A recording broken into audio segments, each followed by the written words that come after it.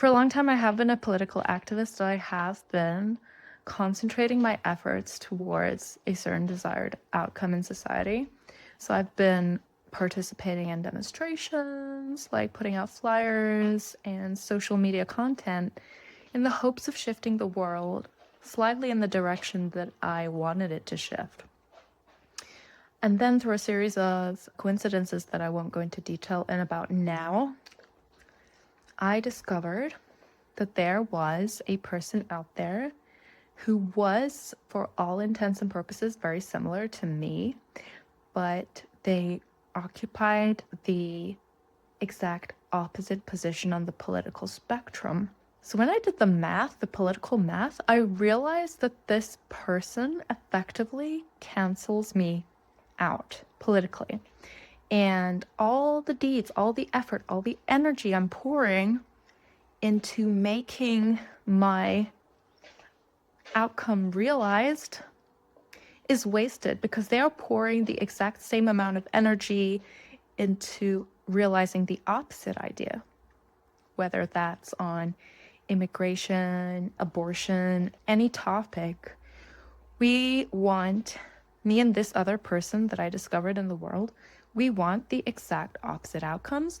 And when I met them and talked to them, we realized that we were putting in a similar amount of effort into realizing this outcome on a daily basis. So we knew, looking at each other in the face, and we did not agree on anything, but we knew that we were canceling each other's endeavors out. That person's name is John Avery. And so, as you know, we started a startup together, me and John Avery, and we made an app. And it's a bit like a dating app, but it's for connecting people who occupy opposite ends of the political spectrum. And we do basically almost a kind of accounting for the world, where we match people who are canceling each other's efforts out, so that, as was the case with me and John, you can sign a kind of truce, a peace treaty, where the two of you acknowledging that if you were to continue on business as usual, that you would have no impact on the world.